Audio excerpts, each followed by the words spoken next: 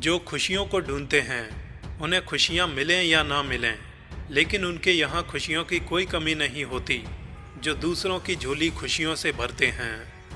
इसलिए हर चीज़ में स्वार्थ सिद्ध हो ये एक शर्त हो सकती है, पर कुछ खजाने ऐसे भी हैं जिनकी कोई हार्ड कॉपी नहीं होती है। बहुत गजब किरदार हैं ज़माने में, कोई हंसकर अपना बन जाता है, कोई रोकर दूर चला जाता है, लेकिन असली किरदार तो पीठ पीछे निभाए जाते हैं। सामने तो हर शख्स प्यार ही जताता है। सिर्फ अंकों के तराजू में किसी की प्रतिभा को मत तौलिए। आज भी ऐसे उदाहरण हैं जो 10th पास हैं और बड़ी बड़ी कंपनियों के मालिक हैं, और ग्रेजुएट और पोस्ट ग्रेजुएट उनके यहाँ कतार में लगे हैं। प्रगति के कई द्वार हैं, अगर वे खुले नहीं हैं तो उनको भी खोलिए। हताशा किसे नहीं होती, रुकावट कहाँ नहीं आती। यूं हार मानकर जीवन का तिरस्कार करने से अच्छा है एक बार फिर से मेहनत का सैलाब लाया जाए। अगर मृत्यु सत्य है तो जीवन भी सत्य है, लेकिन जीवन रहते हुए भी हार मान लेना जीवन का सबसे बड़ा झूठ है। सत्य यही है कि जीवन की आखिरी सांस तक हार तो कभी होती ही नहीं है। छोटी छोटी बातों में हम रिश्ते तोड़ने की बात करने लगते हैं। वो ऐसा क्यों है? उसे मेरी कद्र ही नहीं। सीख तो उस छोटे से बच्चे से लेनी चाहिए जो अपनों की मार खा के भी अपनों से लिपट जाता है। अब ये उसका विश्वास कहो या उसका स्नेह, हमेशा अपने रिश्तों को बचाइए। ये काम कोई और नहीं करेगा, क्योंकि आज इंसान इतना अकेला हो गया है कि इंसान की कोई फ़ोटो लेने वाला ही नहीं है। सेल्फी लेनी पड़ती है जिसे लोग फैशन कह देते हैं। एक कहावत है, जो पानी से नहाएगा वो सिर्फ लिबास बदल सकता है, लेकिन जो पसीने से नहाएगा वो इतिहास बदल सकता है। इसलिए मेहनत बुरी चीज़ नहीं है साहब, बस हम अपना नज़रिया ही ख़राब किए बैठे हैं। एक पल में हसरत सितारों को छूने की कर लेते हैं, और ना मिले तो दूसरे पल सितारों को ही बुरा कहने लगते हैं।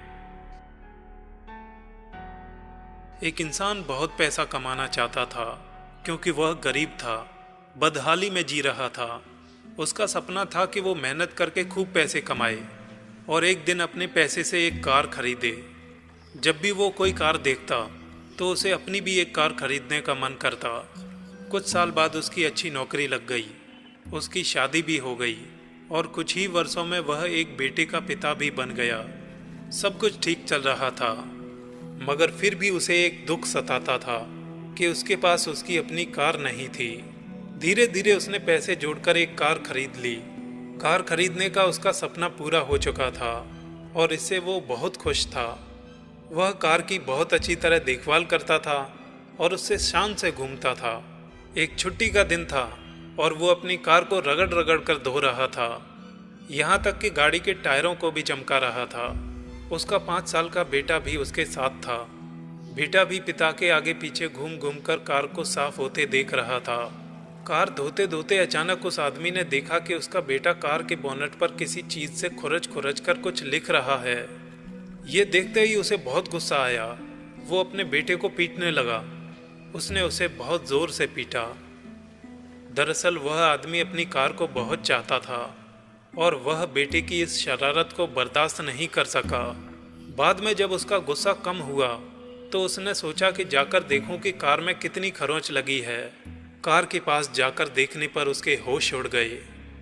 उसे खुद पर बहुत गुस्सा आ रहा था। वो फूट फूट कर रोने लगा क्योंकि कार पर उसके बेटे ने खुरच खुरच कर लिखा था, आई लव यू पापा।